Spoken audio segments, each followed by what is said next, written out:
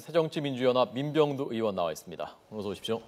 예, 안녕하세요. 조금 전에 야당의 총평을 들었습니다. 고심의 흔적은 엿보인다. 그러나 진단이 미흡하고 처방에서는 굉장히 더 미흡하다라는 입장이었습니다. 우선 그 국민들에 대한 사과의 진정성, 마음을 얼마나 어루만질 수 있었는지 그 부분에 대해서는 어떻게 보셨습니까? 글쎄요, 뭐 짧지만 본인의 책임을 갖다가 인정했다. 최종적인 책임은 본인한테 있다라고 하는 것을 갖다가 인정하는 것이 눈에 띄긴 합니다. 네. 그렇다면 그 결과로서 최종 책임이 본인한테 있다고 한다면 그 주변의 시스템이 어떻게 문제가 있었는지 여기를 봐야 되는데 아주 국부적으로 또 하향적으로 해경의 모든 것에 초점을 맞추고 진단도 따라서 해경의 해체로 나왔다는 점에서 굉장히 아쉬운 것이죠. 예. 해경 해체 자체도 부적절하다고 보십니까? 아니, 해경 해체라는 표현보다는 해경한테 이원화하는 것이겠죠. 그러니까 표현이 좀 강하게 거칠게 간 것이죠. 해경의 기존에 해양수사 이런 부분은 그 부분도 나눠서 말하자면 경찰로 넘어가고 일반 경찰로 수색하고 구조하고 이런 부분에 대해서는 곧 통째로 해서 지금 새로 생긴 국가안전처 산하에 본부로 넘긴다는 거 아닙니까? 그러니까 사실 해경을 이원화하는 것이죠. 근데 굉장히 충격적인 표현을 갖다가 단어를 갖다가 이제 고른 것이죠. 기본적인 거는 원래 지지난 정부 때 NSC의 전쟁과 사회재해, 자연재해 모든 것을 갖다가 총괄하도록 기구를 갖다가 정부 조직을 갖다가 체제를 개편하지 않았습니까? 근데 지난 정부부터 이것을 띄어냈죠. 이번에 청와대를 위시하여 이 모든 것이 이 시스템이 어떻게 돌아갔는가에 대해서 우리가 국민들이 궁금해하는 거거든요. 재난 시스템이 총체적으로 왜 마비가 되었고 청와대는 그때 그 시간에 무엇을 했고 군대는 무엇을 했고 또 안행부는 무엇을 했는가 이렇게 궁금해하는데 지금 갑자기 해경에다 모든 것을 초점 맞추고 해경 해체로 진단을 내렸단 말이죠. 그건 아니다 하는 생각이 저희들의 기본 입장입니다. 그래서 총체적으로 NSC를 갖다 어떻게 재편할 것인가. 왜냐하면 청와대가 분리된 사회적 재난 시스템이라고 하는 것은 있을 수가 없잖아요. 과거에는 항상적으로 전쟁이 가장 큰 위험이었는데 지금은 사회재해, 자연재해가 훨씬 큰 위험일 수가 있다는 것이죠. 전쟁보다 더 많은 사람들이 이로 인해서 수명을 달리한 경우가 있는데 그렇다고 한다면 이 컨트롤 타워는 청와대에 한다.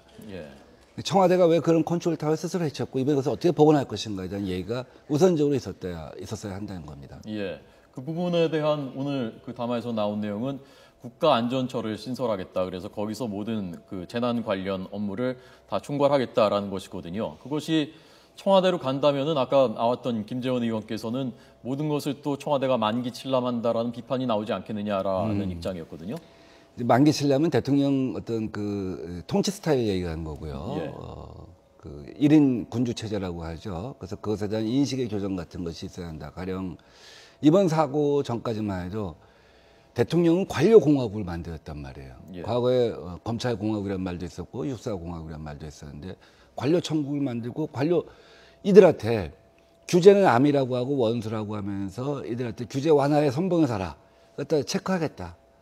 평점을 매기겠다까지 했단 말이에요. 근데 지금 갑자기 관폐활동 갖다 해체하겠다고 한단 말이에요. 그러니까 대통령의 어떤 인식이 1인 군주하에 본인이 어떤 생각하냐에 따라서 국정이 180도 왔다 갔다 하고 받아쓰게 하는 정권을 얘기하는 것이고요. 청와대로 간다 안 간다 하는 얘기는 뭐냐면 처청은 기본적으로 총리실 산하죠. 근데 우리 NSC라고 해서 국가안전회의가 이제 다시 복원이 됐지 않습니까? 이명박 정부 때 해체했는데 결국 박근혜 정부가 최근에 몇 가지 사건을 보면서 그 반성 위에서 NSC 갖다 복원했단 말이죠. 그렇다고 한다면 이 NSC가 사실은 국정원도 포함해요. 왜냐하면 이번에도 국정원에 보고하지 않았습니까? 사고 났을 때 첫 보고가 국정원에서 받았고 또 그럴 수 있다고 생각해요. 그래서 총리가 통화를 할 수 없는 그 모든 것을 대통령이 통화를 하니까 이처럼 큰 사고로 발전할 때는 당연히 NSC가 관장을 해야 하는 것이죠. 그러면 그 새로 만들어지는 국가안전처하고 NSC하고의 관계는 예컨대 미국에는 연방재난관리청이 있는데 거기서 일어난다고 하는데 그게 백악관 산하에 있는 것은 아니거든요. 그 양자의 관계는 어떻게 돼야 된다고? NSC가 상위의 어떤 그 위원회로서 보고도 받고 또 필요하면 이 지금 국가안전처가 포괄하지 못하고 있는 국정원이랄지 등등 때로는 뭐 지금 군대 일부 띄어서 구조대를 갖다 넘긴다고 하지만 때로는 더 지금은 국부적인 사건이지만 앞으로 일어날 수 있는 자연재해나 사회재해는 더 큰 것이 있을 수도 있단 말이죠. 네. 그런 경우 어떻게 할 것이냐 문제가 생기지 않겠습니까? 단순히 국가안전처 산하에 있는 조직만 갖고 가동될 거냐. 군도 가동될 수도 있고 경찰 전반도 가동될 수가 있는 거 아니겠습니까? 예. 그런 경우 누가 통화를 하냐는 것이죠. 예. 그런 기능을 NSC가 해야 된다. NSC와의 관계가 없는 것이죠. 분명히 NSC를 복원하면서 지난해 NSC는 재난 컨트롤 타워다라고 명기를 했고 또 그렇게 입장을 발표했습니다. 예. 근데 이번 사고가 난 다음에 청와대 안보실장 김장수 안보실장은 청와대는 재난 컨트롤 타워가 아니다라고 부인을 해버렸죠. 거기서 많은 국민들이 굉장히 그 불편함을 느꼈던 것이 사실 아닙니까? 청와대가 자꾸 이 사건과 거리를 갖다 두려고 한다. 우리는 이 사건을 청와대 책임론, 청와대 심판으로 어떤 정치화하려고 하지는 않습니다. 그렇지만 앞으로 실제로 작동 가능하도록 시스템 갖다 만들기 위해서는 청와대가 국가적인 자연재난, 국가적인 사회재난으로부터 거리를 두고 단순히 처에서 모든 걸 하면 된다라고 할 수는 없는 것이죠. 네. 자, 그 국가안전처에 대해서요. 대통령 직속이냐 총리 산하에 두는 것이 좋으냐에 대해서 논란이 있고요. 제가 이걸 계속 여쭤보는 것은 정부조직법을 국회에 이제 제출하겠다고 하셨는데 대통령께서 그러면 국회에서 안 받아주면 이것도 안 되는 건 아니겠습니까? 그래서 이 국가안전처가 총리실 산하에 있는 게 좋다고 보십니까? 아니면 대통령 직속으로 돼야 된다고 보십니까? 총리 산하죠. 그건 총리 일반적으로 처나 청은 다 경찰청이니 예. 뭐 소방청이 다 이것은 기본적으로 총리가 관할하게 되어 있죠. 네. 국정원 같은 경우는 대통령 직속 관할하고 다만 여기서 이것을 갖다가 재난의 최종적인 통할기구는 NSC이기 때문에 NSC와의 관계가 빠졌다는 것이죠. 그래서 약간의 여기서 의도성 있는 것이 아니냐. 네. 왜냐하면 해경을 초점을 맞추게 되면 이번 사건에 해경 위에 있는 안행부랄지 또 해수부 장관이랄지 총리랄지 대통령실이랄지 국정원이랄지 사실 이 모든 것을 우리는 그 책임이 도대체 이 모든 것들은 다 거기서 무엇을 했는가 그 시간에 하는 것을 보고 싶은 것이죠. 네. 근데 지금 딱 초점을 아주 낮춰갖고 해경을 낮추고 해경만 딱 끄집어서 문제를 갖다가 지적하고 대책을 만들어 놓으니까 마치 이 상층에 있던 모든 그 이 재난관리 조직들은 이번 사건에 책임이 없는 것처럼 김장수 실장이 얘기했던 것처럼 우리는 컨트롤 타워가 아니다라고 비춰질 수가 있다는 것이죠. 네. 정말 대통령의 최종 책임은 나에게 있다라고 한다면 이 많은 국가 권력기관이 무엇을 했으며 이 많은 국가 권력기관이 일부는 해체하고 흡수하고 통합해서 국가안전처로 모인다고 하지만 NSC와의 관계가 분명히 하는 것이 정도가 아니냐 하는 것이죠. 예. 그런데 공직사회 개혁 방안들 나왔고요. 관피아 개혁 방안도 나왔는데 앞서 오전에 민 의원님께서 기자간담회 하신 거 제가 봤더니 이걸 정부에 그러니까 관료들한테 맡겨놔서는 안 되고 주체를 안전한 대한민국위원회라든가 민간이 주도해서 해야 된다라는 말씀하셨더라고요. 맞습니까? 그렇죠. 지금 이 법안도 결국 관료들이 성안을 해서 만들어내지 않겠습니까? 네. 현재 나와 있는 건 김영란법 하나뿐입니다. 김영란법도 이제 그 여당에서 계속 반대해갖고 우리가 논의의 진전을 보지 못하고 있습니다. 왜 KBS 직원들은 부정청탁 금지의 대상에 포함이 되고 MBC는 안 되느냐? 왜 공립학교 교직원은 되고 왜 사립학교 교직원은 안 되냐? 새로운 정점을 들고 나와서 논의가 진전이 되지 않고 있어요. KBS 직원이 포함되는 이유는 정부 공기관, 공기관 직원은 포함되기 때문에 그렇게 된 겁니다. 나머지 이제 법안들은 이제 하나씩 다듬어 나가야 되겠죠. 뭐 저 같은 경우 민병조 3법이라고 해서 행정고시 폐지법하고 그다음에 그 취업 이력 공시, 그 대통령도 포함시켰더구만요. 앞으로 퇴직한 이후에 10년 동안 공무원들이 4급 이상 공무원들이 어디서 무엇을 하는가.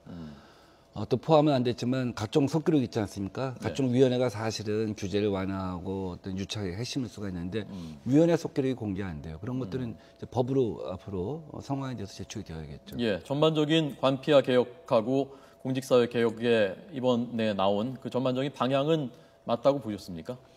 근데 이런 거예요. 아까 잠깐 말씀드렸던 것처럼 관료 지상주의, 관료 천국, 관료 공화국에 대한 대통령의 생각이 교정돼야 돼요.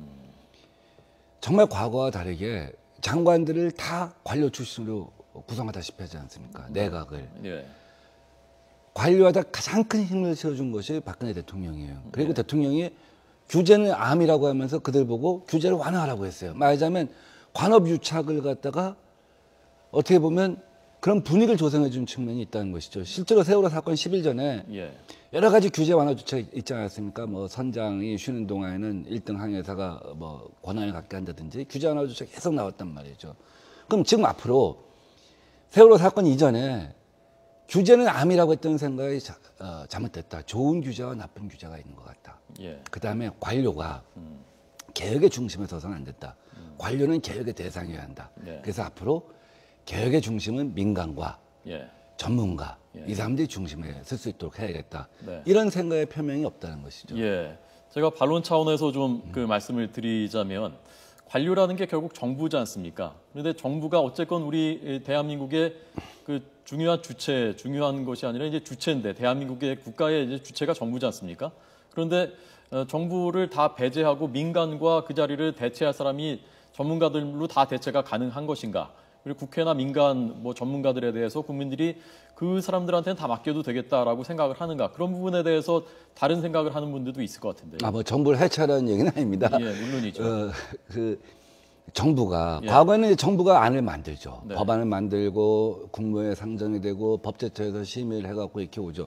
정부 입법 발의권이 있죠. 국회도 입법 발의권이 있습니다. 예. 근데 차라리 이번 같은 경우는 그분들이 자기 수술을 하는 것보다는 국회가 예. 민간과 전문가 합쳐서 예. 국회가 주도해서 이번 일을 갖다 하는 것이 좋을 것이다 하는 생각이 들고요. 예. 또 하나 예. 좀 논점은 다릅니다만 국회도 스스로 성역 없이 조사 대상이 되어야 한다고 생각합니다. 예. 지금 이번 정부의 장관을 지냈다가 이번에 출마하신 분들도 있고 또 이번 실세 국회의원들이 대부분 외유를 다녀왔잖아요. 선주협회 돈을 받아갖고. 예. 그래서 지금 자꾸 유병훈 씨만 조사를 하고 있는데 검찰이 사실은 왜 이 시스템이 가동이 안 됐고 그동안 누가 이런 규제 완화를 갖다가 주도해갖고 결국 오늘의 이 사건을 일으켰는지 예. 정부에 누가 했는지 국회에 누가 했는지 성역 없는 조사가 이루어져야 한다. 국회도 예외일 수는 없다. 그렇기 때문에 특검이 필요하다 하는 생각도 저희들은 갖고 있습니다. 예, 예. 그 문제 관련해서 아까 그 대국민 담화에서요. 특별위원회, 여야와 민간이 다 포함된 특별위원회에서 진상규명하자. 그 포함된 특별법을 제안한다라고 했는데 그 부분에 대해서는 어떤 입장이신가요? 진상조사위원회와 그다음에 수사가 미진할 경우 특검을 하겠다 한 말씀을 하신 걸로 기억을 합니다. 예. 그 진상조사위원회 이제 세월호 특검법이 만들어져야 되죠. 예. 민간이 그런 조사 권한을 갖다 어느 정도 가질 것인지, 그러니까 네. 자문단으로 참여할 수 있는 것인지, 아니면 조사위원으로 참여할 수 있는 것인지. 그렇기 때문에 지금 네. 특별법을 얘기하는 것이 아니겠습니까? 그래서 그것은 실제로 반드시 우리가 맨 처음에 저희가 세월호 특별법을 얘기하면서 예. 첫째 조사위원회, 진상조사의 문제, 그렇기 때문에 특별법이 필요하고, 그다음에 지금 오늘 좀 빠졌습니다만 가족이랄지 대책, 유가족 대책 등을 만들기 위한 또 앞으로 대안 마련을 위한 특별법을 갖다 만들겠다고 한 것이기 때문에 뭐 그 자체에 대해서 저희들이 반대하는 것은 아니죠. 예. 아까 김영란법 잠깐 그 언급하셨는데요. 김영란법에 대해서 지금 아까 말씀하신 최근에 다시 나온 그 KBS, MBC 포함시킬 것이냐 이런 거 말고 그 기본적인 그 여야 관점 차이가 있지 않습니까? 잠깐 좀 보여주시고요. 그 부분에 대해서는 좀 접근이 절충이 가능한 수준입니까? 그 부정청탁자 처벌에 그 부정하게 청탁을 한 사람에 대한 처벌을 형사처벌을 할 것이냐 아니면 과태료로 할 것이냐.